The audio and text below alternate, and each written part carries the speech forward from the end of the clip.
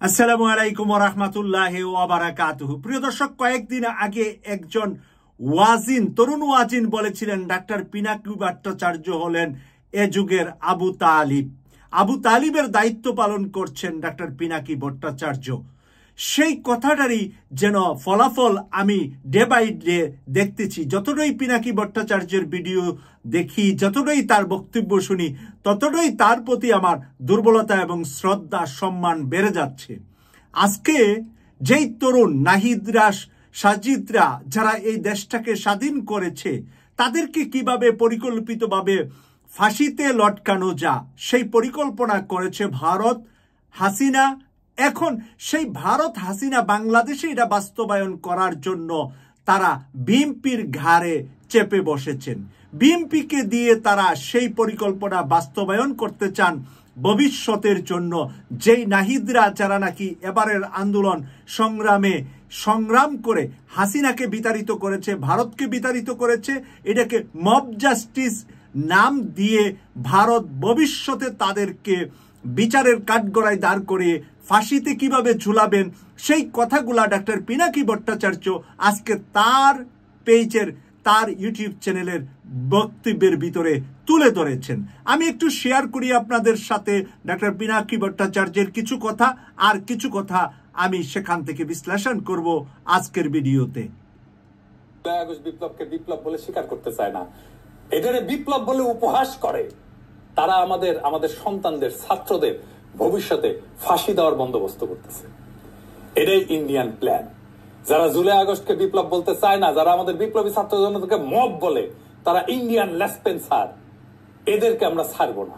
আপনারা আমাদের মৃত্যুর পরোয়ানা লিখবেন আর আমরা আপনাদের ছাইরা দেবো ভাবছেন? কখনো না। যারা আমাদের নৈরাজ্যবাদী বলতেছেন দেশকে অশান্ত করে রাখছি, তাদের বলতেছি বিপ্লবকে সমাপ্ত করতে হবে, রাষ্ট্রকে পুনর্গঠন করতে হবে, ফ্যাসিবাদের প্রত্যাবর্তনের সম্ভাবনা বন্ধ করতে হবে, সকল গুম, খুন, নির্যাতন, অত্যাচারের বিচার হতে হবে। ওয়াকার সাহেব, আপনি নিজে বলছিলেন না 5ই আগস্টে সব অফিসারের বিচার হবে, আপনি নিজে দায়িত্ব নিয়েছিলেন না? শুনেন, আমি আপনাদের কথা দিচ্ছি, সমস্ত হত্যা, সমস্ত অন্যায়ের বিচার আমরা করব। প্রতিটা হত্যার বিচার করা হবে, প্রতিটা অন্যায়ের বিচার হবে। আর আজ আপনি প্রফেসর ইউনূসকে আয়নাঘরে ভিজিট করতে দেন না। বিডিআর এর বিচারে বলেন ফুল স্টপ, আর বলেন বিচার করতে গিয়ে ইনস্টিটিউটের যেন ক্ষতি না হয়। এক মুখে দুই কথা কেন জাতি জানতে চায়? 1971 16 ডিসেম্বরের পরে অসংখ্য মানুষকে ধরে ধরে হত্যা করা হয়। কাদের সিদ্দিকী প্রকাশ্যে বেয়নেট দিয়ে খুশিয়া স্টেডিয়ামে হত্যা করে কয়েকজনকে। কাদের সিদ্দিকীর শাস্তি হয়েছিল? হয় নাই। মামলা হয়েছিল? হয় নাই। নাসিরউদ্দিন ইউসুফ বাচ্চু খুব কালচার করে। 19 ডিসেম্বর এই লোকরে হত্যার নির্দেশ দিয়েছিল, ধরে আছে না, তাকে হত্যা করা হয়। সে নাকি বুদ্ধিজীবী হত্যায় যুক্ত ছিল। শাস্তি হয়েছে নাসিরউদ্দিন ইউসুফের? হয় নাই। মামলা হয়েছে? হয় নাই। কেন হয় নাই? কারণ 1971 রাষ্ট্র বিপ্লব হিসেবে স্বীকৃতি পাইছে। জনগণ সার্বভৌম ক্ষমতার অধিকারী। সেই জনগণ যখন তার ক্ষমতা রিক্লেম করে, দখল করে, তখন সেই আইন, সেই রাষ্ট্র হয়ে যায়। এটাই বিপ্লব। প্রিয় দর্শক, বিপ্লব জিনিসটা কি জিনিস সেটা উনি বোঝানোর চেষ্টা করেছেন এবং আমরা শুনলাম ওনার মুখ থেকে। বিপ্লব সেটাই, যেটা এই মুহূর্তে বিশ্লেষণ করলেন ডাক্তার পিনাকি ভট্টাচার্য, এবং ওয়াকারুজ্জামানের বক্তব্যটাও আপনারা শুনলেন। এই ওয়াকারুজ্জামান কি বললেন, কি বলেছিলেন 5ই আগস্ট, আর আজকে কি বলছেন। 5ই আগস্টে উনি বলেছিলেন সকল কিছুর উপরে ওনার সার্বিক সহযোগিতা থাকবে, কিন্তু আমরা পরবর্তীতে দেখলাম 6 মাস আয়নাঘর পরিদর্শন করতে পারলেন না ডক্টর ইউনূস সাহেব, যেখানে নাকি বিহাইন্ডে সেনাপ্রধান ওয়াকারুজ্জামান দেন নাই সেটা করতে, ভারত দেয় নাই সেটা করতে, হাসিনার পেতাত্তারা দেয় নাই সেটা করতে। আজকে যখন ডাক্তার পিনাকি ভট্টাচার্য ছাত্রদের পক্ষে, ছাত্রদেরকে নিয়ে সেই ভয়ঙ্কর কালো থাবা থেকে দেশকে বাঁচানোর জন্য কথা বলছে, তখন বিএনপি সহ আরো কিছু আমার প্রিয় ভাই বোনেরা খেপে যাচ্ছেন ডাক্তার পিনাকি ভট্টাচার্যের উপরে। আপনাদের ওই দূরদর্শিতা না থাকার কারণে, ওই নলেজ না থাকার কারণে, ওই রাজনীতির ভবিষ্যৎ অন্ধকারটা না দেখার কারণে আপনারা শুধুমাত্র নাচতেছেন নির্বাচন, নির্বাচন, নির্বাচন। এই নাচার মাঝে যে বাংলাদেশকে আগামীতে ভারত সুযোগ পেলে কেয়ামত করে ফেলবে, সেই জিনিসটা বিবেকে, বুদ্ধিতে আপনাদের আসতেছে না। আমি আরেকটু কথা পিনাকি ভট্টাচার্যর আপনাদের সামনে তুলে ধরছি, তারপরে আমি বিশ্লেষণটা শেষ করব। বিপ্লব বলে স্বীকার করতে চায় না যারা, তাদের কারণেই জুলাই আগস্ট বিপ্লবে পুলিশ হত্যার বিচারের কথা আসতেছে আজকে। এর জন্য দায়ী সকল বিপ্লব বিরোধী বুদ্ধিজীবীরা, যারা আমাদের মৃত্যু পরোয়ানা লিখতেছে। আমাদের মব ডাকা বন্ধ করতে হবে, না হলে বিপ্লবী ছাত্র জনতা ঘরে ফিরবে না, ফিরাইতে পারবেন না, আপনি দেশকে শান্তও করতে পারবেন না।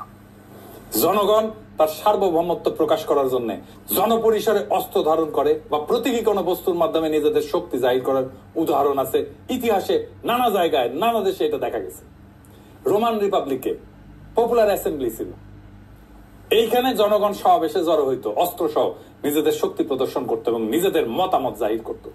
রোমান প্লেবিয়ানরা অস্ত্র সজ্জিত হয়ে রোমের ফোরামে সমবেত হইত। লেনিনের বলশেভিক বিপ্লবের পরে কৃষক শ্রমিক মিলিশিয়ারা প্রকাশ্যে সন্দেহভাজন প্রতিপক্ষদের হত্যা করছে। আদালতের আনুষ্ঠানিকতা ছাড়াই জনতার শত্রুদের উপরে গণ আদালত বসায় মৃত্যুদণ্ড কার্যকর করা হয়েছে। বিদ্রোহীদের দমন করতে এবং নিজেদের ক্ষমতা প্রতিষ্ঠিত করতে বলশেভিকরা ব্যাপক মাত্রায় গণপ্রতিশোধ নিছিল। আমরা এখনো নেই নাই, আমাদেরকে এটা নিতে বাধ্য করিলেন না। সিনেম মাও সেতুং এর নেতৃত্বে বিপ্লবী লাল রক্ষীরা শ্রেণী শত্রুদের প্রকাশ্যে অপমান, নির্যাতন, হত্যা করত।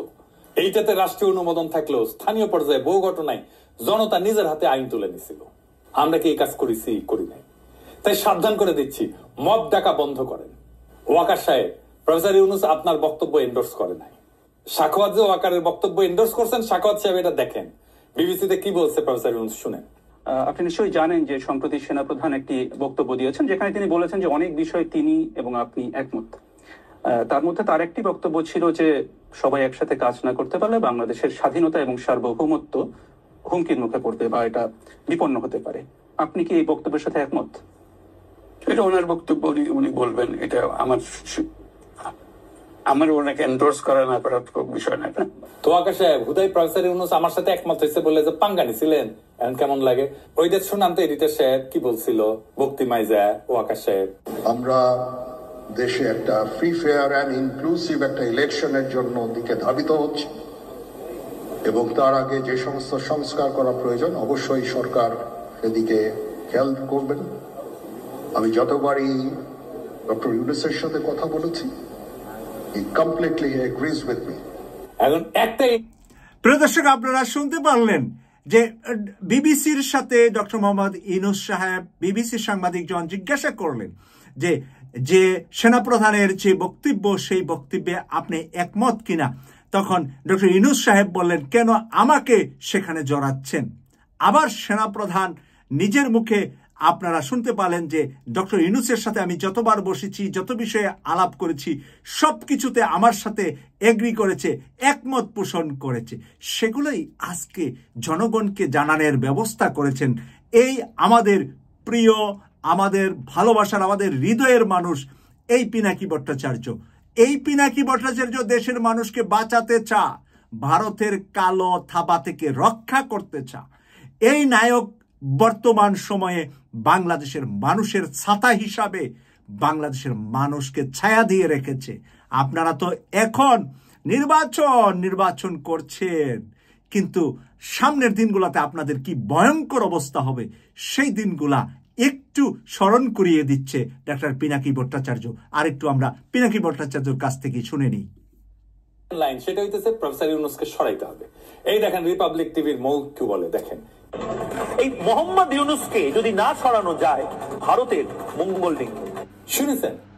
মোহাম্মদ ইউনূসকে না সরানো গেলে ভারতের জন্য ভয়ঙ্কর হবে। কে বলেছে? ওই ময়ূর রঞ্জন ঘোষ ভারত থেকে। মানে মোহাম্মদ ইউনূসটাই ভারতের জন্য ভয়ঙ্কর। অন্য কোনো ব্যক্তি রাষ্ট্রপ্রধান হলে ভারতের কোনো সমস্যা নাই। বিশ্লেষণটা শুনুন পিনাকির কাছ থেকে। ইন্ডিয়ান লাইন, এই মোহাম্মদ ইউনূসকে যদি না সরানো যায় ভারতের মঙ্গল নাই, এটাই ইন্ডিয়ান লাইন। তাই এখন লাগিছে প্রফেসর ইউনূসকে কিভাবে সরানো যায়, এটাই রাস্তা। যত দ্রুত সম্ভব নির্বাচন দেওয়া যায়। তাহলে কিভাবে এটা অর্জন করা যাবে?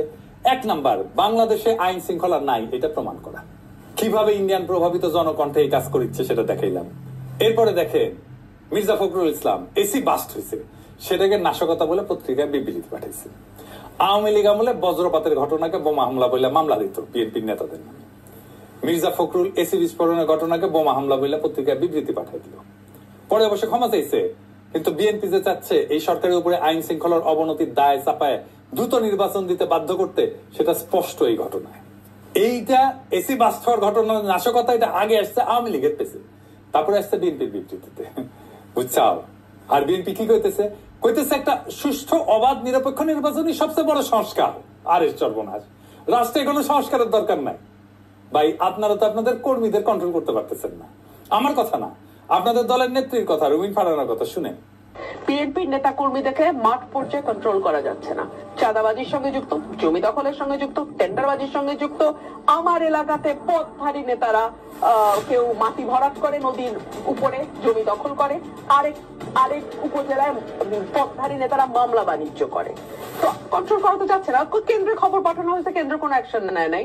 কইতেছে আপনারা শুনতে পেলেন সর্বশেষ রুমিন ফারহানার বক্তব্য, যিনি টিভির টক শোতে গিয়ে বললেন আমার এলাকার পদধারী নেতারা কেউ মাটি ভরাট করে জমি দখল করছে, কেউ বা মামলা বাণিজ্য করছে।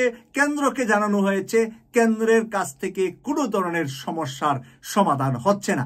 বিএনপির কেন্দ্রের ভিতরে যারা বসে আছে তারা লোকাল পর্যায়ের নেতাদের কোনো ধরনের অন্যায়ের অভিযোগ নিচ্ছেন না। সেই কথা বাংলাদেশের টেলিভিশনের টকশোতে রুমিন ফারহানা বলেছেন বেশ কয়েকদিন আগে। আজকে পিনাকি ভট্টাচার্য আবার সেই কথাটাই তুলে ধরেছেন।